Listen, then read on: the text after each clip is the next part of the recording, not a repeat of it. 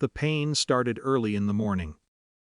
At first my daughter said it felt like a stomachache. By noon she was curled halfway on the couch, holding the right side of her abdomen and trying not to cry. I've learned to watch the quiet signs. The way someone breathes differently, the way they stop pretending they're fine. By the time we reached the ER, she was pale and sweating. Hospitals have their own rhythm, fast instructions wrapped in long waiting. A nurse took her vitals, a doctor pressed gently on her stomach, and the word appendicitis entered the room like a quiet possibility. They rolled her toward imaging. I sat alone in the waiting area with a plastic bracelet around my wrist and the smell of antiseptic everywhere. While I waited, I opened the family group chat. I didn't write a dramatic message, just the basics. At the ER with my daughter. Doctors think it might be appendicitis. Then I put the phone down. Around me, people were answering calls, whispering updates, pacing near vending machines. My phone stayed silent. At first I assumed everyone was busy. My sister worked long shifts. My brother traveled a lot. My mother sometimes muted group chats for hours. Time stretches strangely in hospitals. 30 minutes can feel like a whole afternoon. A nurse eventually came out to say they were running more tests, likely surgery, but not immediately dangerous. Relief came in small pieces. 2 hours passed, then my phone vibrated. Finally, I picked it up expecting a question, maybe a quick, "Is she okay?" Instead the message read, "Who can transfer $2,000 for the kids' new iPhones? Need to order tonight." It was from my mother. The message sat in the same thread where I'd written about the ER. A few seconds later my brother replied with a laughing emoji and something about storage upgrades. Another message followed about splitting the cost. I read through the conversation slowly, like I was trying to understand a language I thought I already knew. No one had mentioned the hospital, not even once. I looked up from the phone.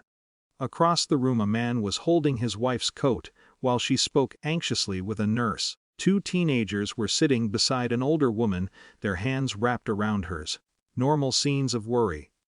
I looked back down and typed, "Not me," that was all. The chat continued around my message as if I hadn't written anything.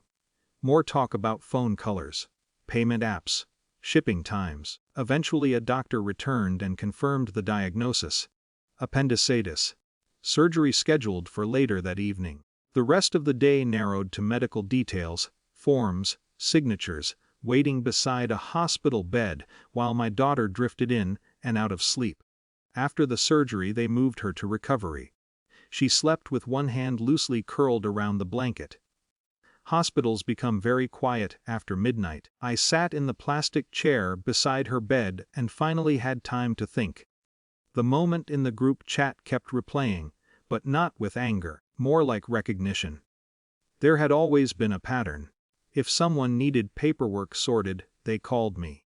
If a bill had to be negotiated or insurance explained, I handled it. If my brother forgot something important, someone eventually said, "Just ask her, she'll figure it out." It had always sounded like praise. Reliable, capable, helpful. But sitting in that hospital room, I noticed something else. No one had ever asked if I needed help. Not when my daughter broke her arm years ago. Not when my car died in the middle of winter. Not today. Around 1 in the morning I drove home briefly to shower and grab fresh clothes. The house was quiet. While making tea in the kitchen, I opened my contacts list. My brother's name sat near the top. For a moment I stared at it. Then I blocked the number. No announcement, no explanation. Just a small adjustment to something that should have changed a long time ago. The next day moved slowly between the hospital and home. My daughter was sore but improving. She joked weakly about hospital food and asked if we could stop for milkshakes when she was discharged. Life pulling itself back toward normal. Late that night my phone buzzed again. A direct message from my mother. Her tone was different this time, urgent. My brother had gotten into some kind of mess with his car and insurance paperwork. They needed help figuring out what to do before the morning. For years, This was the moment when I stepped in automatically. I read the message twice. Then I placed the phone on the small table beside the hospital chair. Across the room, my daughter shifted in her sleep. The monitors hummed softly. I didn't answer. Not right away. Hours passed. Morning light slowly filled the hospital room. My daughter woke up asking for breakfast and complaining about the hospital pillows. When I finally checked my phone again, there was another message. Shorter. Less certain. Can you call when you have time? The difference in tone was subtle, but unmistakable. For the first time in years, the conversation sounded like a request instead of an assumption. I looked over at my daughter trying to sit up carefully. Hungry? I asked. She nodded. I handed her the breakfast menu and watched her study it like it was the most important decision in the world. My phone rested quietly beside me. The family hadn't fallen apart overnight.